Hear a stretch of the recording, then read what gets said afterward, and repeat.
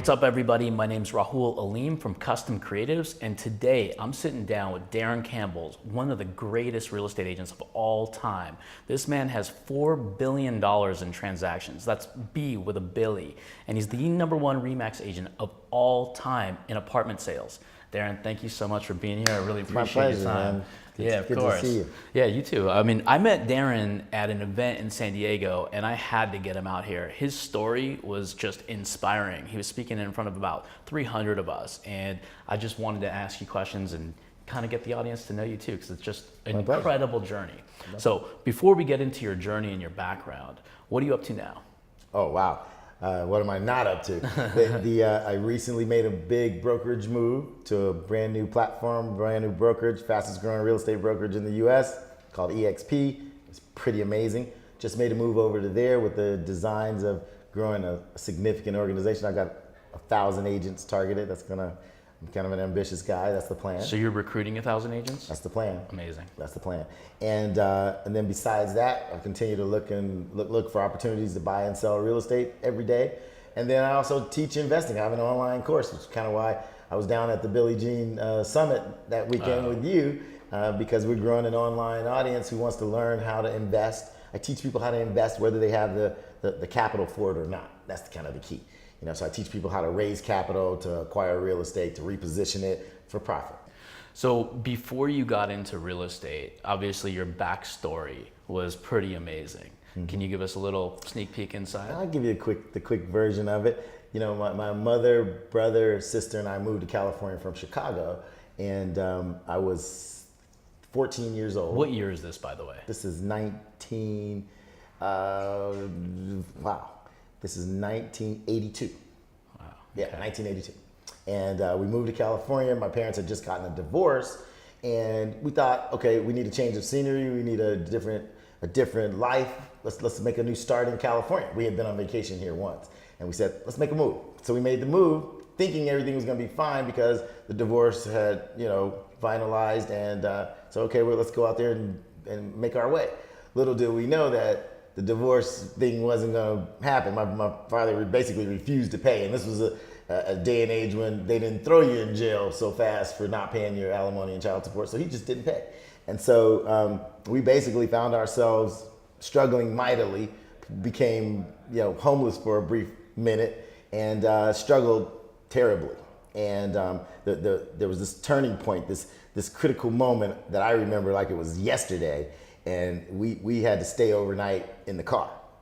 And being in that car, being helpless, being homeless was a seminal moment for me. It's a sad moment, but it was a turning point. I remember sitting in the back seat of that car, ready to go to sleep, thinking, this is not the way my life's gonna play out. I'm not going out like this. And you're 14 years old. I'm 14 years old, man. And from that moment on, I said, I gotta take things into my own hands. I'm letting some guy in Chicago decide that I can't have a life. And that's just not gonna be, I'm not gonna subject me to that, and I'm not gonna subject that lady in the front seat to that. And so from that day forward, I had a job within 36 hours of that, and worked at the local swimming pool next door to my high school, and been working ever since. And the idea was, I'm not gonna struggle like this ever again. I'm not gonna let anybody else control my destiny like that. And the cool thing was, my mom went out and got a job as a counter clerk at a dry cleaner. And she made minimum wage, basically, or a little bit more than minimum wage, but then she worked her way up, and over the years became the manager of that cleaners. And the coolest part of my whole story is, flash forward 10 years, I went and bought that cleaners and gave it to her. That's amazing. That is my proudest accomplishment, actually. Right. Was that your motivation? Was to satisfy and take care of mom? Absolutely. That was a driving thing for me. That was, to me, that signified a certain finish line. Right. And so when I was able to hand her the keys to a Mercedes and buy that business for her, I felt like I had completed a certain segment of my journey. That's amazing. And how did you make all this money to do it? Was it all real estate transactions? Yeah, it was all real estate related. When I graduated from UCLA, and I was fortunate enough to win the Jackie Robinson Scholarship, amazing, which paid for my Congratulations. UCLA. Thank you. My UCLA education was paid for. Fortunately, I was a pretty good student. I was an A student in high school, and so I won the Jackie Robinson Scholarship. And so I went to UCLA, that my education was covered. And when I graduated, I got hired in the fundraising department by the university. I had a bunch of job offers. I actually had 13 job offers on graduation day. But the one that was the most interesting was in the development department, right? This is where they raise money from wealthy alums. And my job was to research the alumni and decide who we're gonna ask for the next $1 million gift.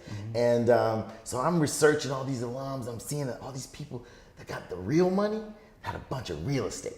And there was a direct correlation between their net worth and their real estate holdings. And so it didn't take me long to figure out that's the game I need to be in, real estate. So I quit my job. I went and got my real estate license. I decided I wanted to sell the big stuff and not the little stuff. So I got hired at Marcus & Millichap, which was the largest seller of apartment buildings in the United States. I got hired there. They say hired. That was kind of funny because my mom at the time said, "You quit your job?" And I was like, "Yep." And I said, "I'm going into real estate." She goes, "Well, how much does that pay?" I said, "Nothing." That's great. It pays nothing because it was commission only. Yeah. She couldn't stand that idea because she thought, "Oh my God, that means volatility. That means you don't know when you're getting a paycheck." But about 3 years later, when I handed her the keys to a Mercedes, I go, "Mom, you still wish I had that good job at UCLA?" She's like, "No, good move, son." So where did you learn sales and all these skills to be able to pay the bills, I guess? Man, it was trial by fire. Right. I got hired at that job. They gave me a big catalog this big with the owners' names and phone numbers of apartment building owners. Dropped that on my desk and they said, "Call them." I was like, "Well, which one?" "All of them." What do I say? Ask them if they want to sell their building. Right. And so it started out just that raw. Just, Right. do you want to sell? Do you want to sell? Do you want to sell? Do you want to sell? Now forget about the fact that if they said yes, I didn't know what to do after that. But the fact is, the work, the real work, the grunt work was get on the phone with 100 people a day, find out who wants to sell their building, get over there and help them figure out how to get that building sold, and a potentially good paycheck was at the other end of it. Well, I screwed up a whole lot, but I was aggressive. I knew that you got to put in the work. So I called and called and called all day. I wrote 180 offers in the first year, most of them garbage offers because I didn't know what I was doing. But I was fortunate enough to sell some property, start learning what made people make moves, what made people tick, what made a deal a good deal, what made a deal a bad deal. But it didn't come without hours and hours and hours on the phones, trial and error, learning my craft, and eventually, I'm a quick study because I'm determined. I couldn't afford to not make money. I couldn't. It was a commission-only job, and I couldn't afford to not make a commission. Matter of fact, I only had about 100 days of survival in me without making a paycheck. So I dove in. I had to make a sale and had to make it fast. So, it's always been a pressure cooker. I think I do well under the pressure. I like it. I know that's great. Like, do you have a mentor or anybody who taught you sales or took you to the next level that is significant in your life? I have adopted several mentors, and matter of fact, I've even had some mentors that didn't know they were my mentor. Right. But along the way, there have been multiple people in my life that have sort of inspired certain things, and in certain phases, I'd adopt a mentor or two. So, like that first company gave me a mentor who was supposed to teach me and train me. Well, he was kind of terrible, and so then I went to the number one guy in the office. Once I paid this guy off, I owed him 2 deals, half of my check for 2 deals. I got rid of him after 2 deals, and I went to the number one guy in the company. I said, "I'll give you half of my paycheck for the next year if you show me how to do what you do." And it's kind of funny because he's like, well, why me? Everybody here hates me. I go, "Are you number one?" He said, "Yep." I go, "That's why." And so I followed him around for a year. I closed about 7 or 8 more deals, paid him half, and by the time that year was over, I was one of the best salesmen in that company. See, to be the best, you gotta be like the best, be right? like You the gotta best. learn from them. You gotta hack the best, Yeah. right? And isn't it funny that the people training you aren't always the greatest salespeople, so they're kind of book teaching. Yeah. So Yeah. I had the same experience at Realtor.com, just a book training 2 weeks, then hit the streets without knowing, they have no experience, Yeah. and I'm supposed to be successful. supposed to go and win the game. The best way was just, like you said, the hard work. Sit with the best, sit with the second best, sit with the third best, find out what's unique between them, then go home, make it your own. Model them. Yeah, exactly. You don't have to reinvent the wheel. Yeah, I know. Somebody's already doing what it is Yeah. you'd like to do. Model them. So now when you're like, now that you've got like your presentation down, your cold calling down, your like personal skills with people down, like do you ever go back and like change it, or you just ride this whole presentation out so it's very consistent? Change it all the time. Yeah. You adjust, you adapt. Like today the market is shifting. You need to change today. If you try today to do what you did a year ago, next year won't be a good year for you.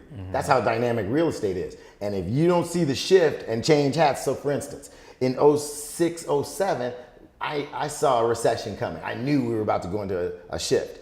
When those kind of shifts happen, the product types change and go through different phases. So I was an apartment specialist at the time, but what happened was a ton of single family homes started going into foreclosure.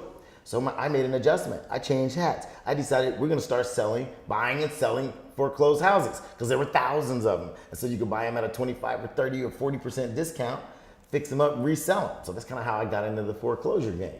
So I'm adjusting all the time. I'm adjusting right now as we speak because the market's gonna be different next year than it is this year.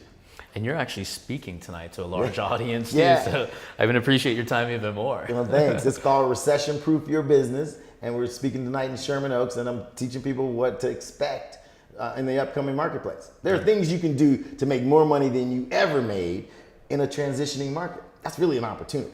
Right. Now, you've always been in real estate, so you don't see like the digital marketing side, because like us digital marketers, we don't spend a lot of time like learning about the real estate until we've made a lump sum of money, then we start investing into it. Right. Like, what do you have advice for somebody who like us that just doesn't follow the real estate market and that just wants to have a trusted advisor? Well, if you need a trusted advisor, you need some handy advice. Here's the key to real estate is you make money when you buy. You make your money on the purchase, not some pie in the sky I hope is gonna go up one day. What you do is I recommend that people buy properties under the 4D rule. You buy distress, you buy divorce, you buy death, and you buy dissolution of partnerships. Those are the most motivated sellers on planet Earth. So just a guy who's building his digital empire and he's got his millions of dollars coming in as he should invest in real estate, but only buy that real estate from a very, very motivated seller. You get to purchase your discount. So buy from one of those types of sellers, invariably you can get them to sell for less than what the market will bear, and that's the best real estate investing advice I could give anybody. That must be so difficult to find those opportunities. I guess that's why you need somebody like you, right? That's why you need somebody like me. But at the end of the day, it's not rocket science, but these are things that are resulting from life happening, right? Think about all the situations I just talked about. That's just life, right? So they're around us, they're everywhere. Somebody on your street is getting a divorce. Somebody on your street is in foreclosure. You just have to know how to find them. And if you find them, they're everywhere. If you learn how to find them, they're everywhere. So the reason I started a digital real estate investing course is because people need to know how to find them, and that's what I teach. That's amazing. Yeah.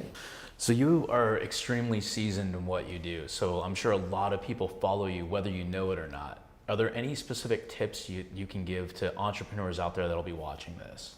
Always remember, this kind of echoes what Grant Cardone likes to say. It's always going to be harder than it looks. It's always going to be harder than you thought it was. People see me and they see you and they see the trappings. They see the cars and the houses and what looks like, the easy life. But the fact is, no one with that easy life had an easy road.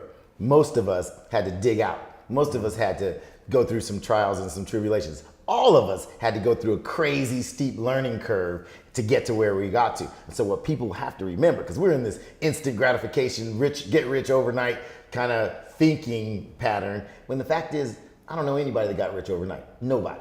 And I don't know anybody that didn't pay some dues. And I don't know anybody that didn't struggle. And I don't know anybody successful who just didn't have to go through something. And so the fact of the matter is, we're all gonna go through something. You're gonna go through something before you reach the mountaintop. You had to climb the mountain to get to the mountaintop. You don't get to Mount Everest dropped off in a helicopter. You gotta climb Mount Everest. And the fact is, everybody that I know that's uber successful has climbed the mountain. So you gotta bundle up, get your your boots and your pitchfork or whatever those people use to climb those mountains or whatever, and you gotta climb. Yeah, and clarity is the number one thing too, because a lot of people don't know what they want to do. They're figuring it out along the way. But if you know exactly what you want to do, then you're going to be even more focused and more clear to get there. Yeah. But one of the things that when we were at that conference together, Bedros had said something that was actually cool. It stuck in my head. A lot of people don't realize entrepreneurs, you suffer in silence. Yep. And it's because you just love what you do, so you're never going to give up. And that's what I'm just That's to right. echo what you just said. That's right. I mean, it's just one of the most amazing. I love that suffer in silence. I like that too. Yeah. Another one that catches my attention, or that I like to echo all the time, is fail faster. Oh, Fail yeah. more often. Whatever it is you think you want to do, try it. Get on it. Don't waste time. And if you know what? If you strike out or you lose or you get knocked in the head, let's do it faster. Let's fail quicker so I can start the next thing. Or let's start to dive into something that will work. There are so many great businesses and great entrepreneurs that have succeeded after having failed 2 or 3 or 20 times. Yeah. I mean, look at like Colonel Sanders Yeah, and like right? Jack Ma. Like Yeah. these guys they failed so much that it was just an amazing like Thomas story. Edison, Yeah. right? 1,000 cracks at that light bulb, Yeah. that incandescent bulb. So you got to just keep hustling. Like in your office, do you have motivational posters all over the place? Less than I used to. I used to Yeah. have what I used to call them my flight signals. I used to have them all over the walls in the early days. Matter of fact, in that very first real estate company, I sat in a cubicle and I had all of these 3x5 cards with all these sayings all around me so I could stay inspired. I still do that. I still collect great quotes. I have this category in my phone called random brilliance. When I run across something that I think is brilliant, that is inspirational, that keeps me moving, I collect it. And I suggest everybody do it because what you need to do is focus on anything that gives you energy. The energy to keep going, the energy to put in the work. Because we know you got to put in the work. Now, what is it that fires you up, that energizes you to make you not mind the work? Because it's all work, right? You don't get anywhere without the work. You don't get muscles without the work. You don't become wealthy without putting in the work. So what is it that can give you the energy to go do the work?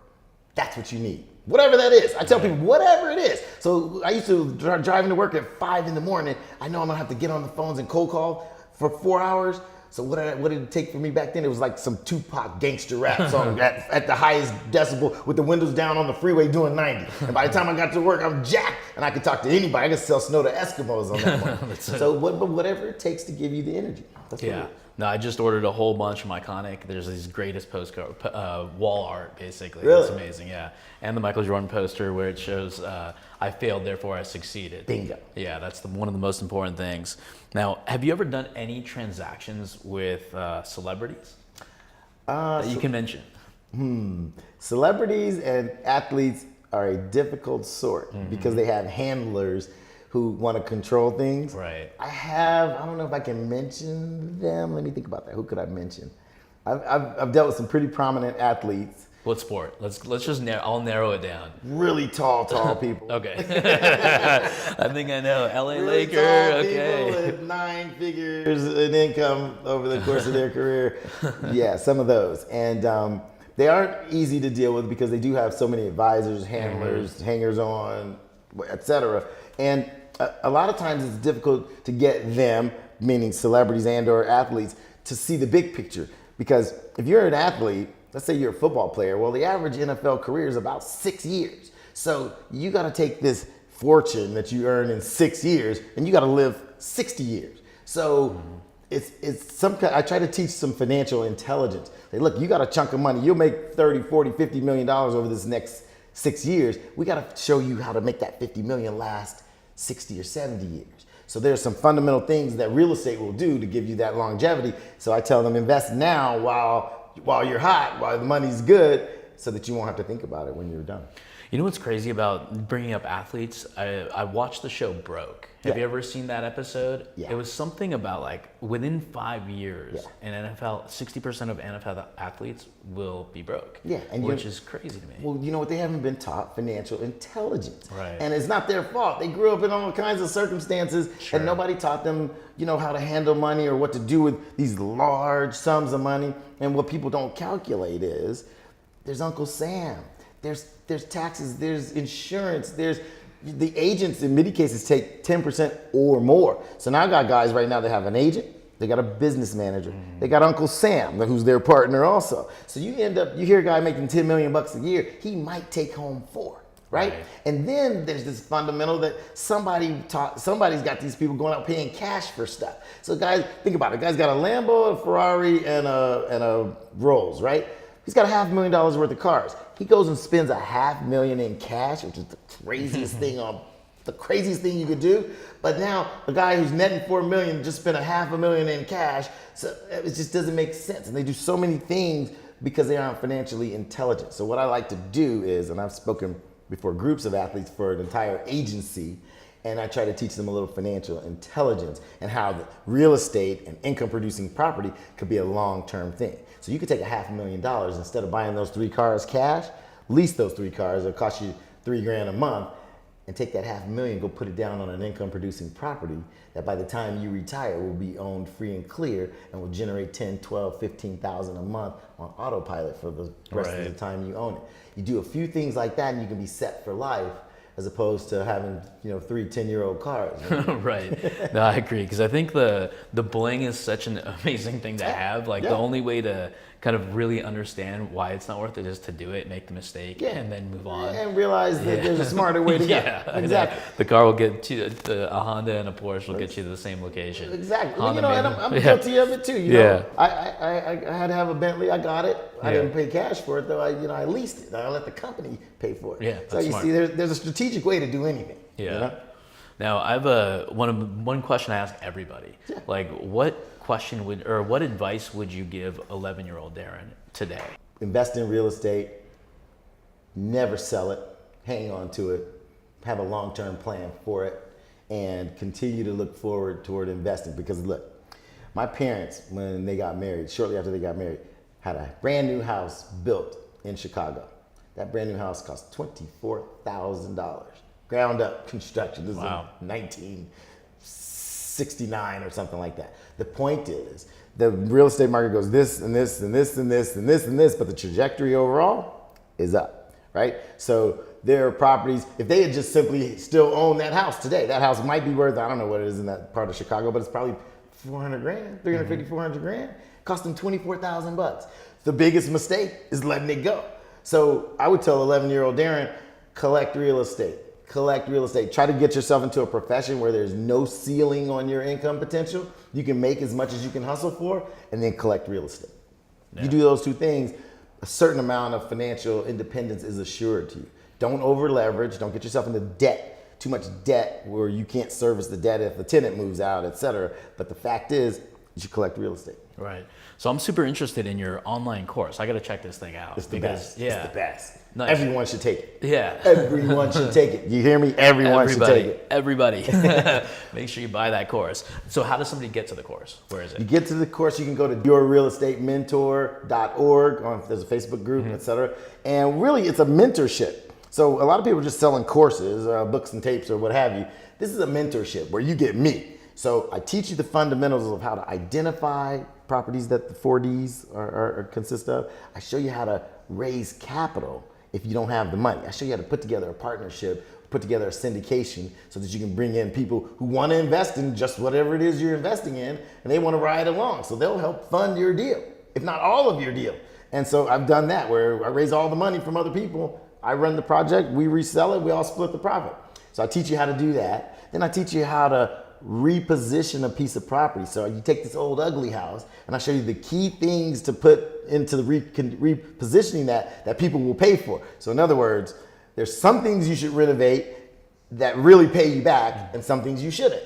I teach you which of those things are. And then finally, the 4th pillar there is I teach you how to resell that property in a frenzy. What I like to do is create an auction-like environment. It's not really an auction, but I like to get people climbing all over each other, begging me if they could buy that property.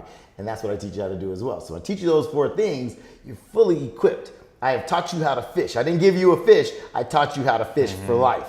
You finish with this course, you are a real estate investor. You have the ability to go out and buy whatever you need to buy to give yourself some financial independence. Amazing. I'm in. It's I'm great. sold. I want it. It's real I want it estate now. for the rest of us. Yeah. It's not. You don't have to be a silver spoon. You don't have to be born rich. The rest of us can play this game, and that's who I am. I'm the regular guy teaching you how to do real estate, and I'm not bringing you to a seminar and then trying to get you for $25,000 at the end. Right. I said we got to make something affordable. We got to make something for the people. We got to make something so that you don't have to be born rich. We got to make something that everyday guy could take it, watch it, learn it, and go out and buy some real estate.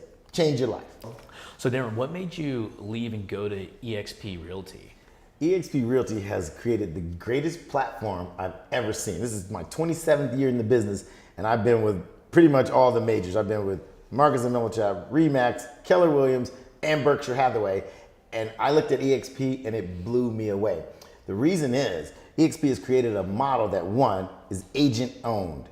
2, it created a revenue share model where agents get to recruit other agents and participate in the revenue that those agents bring to the company. That's powerful. People don't understand that. It's super powerful. There are people I know that are making 6 figures a month passively.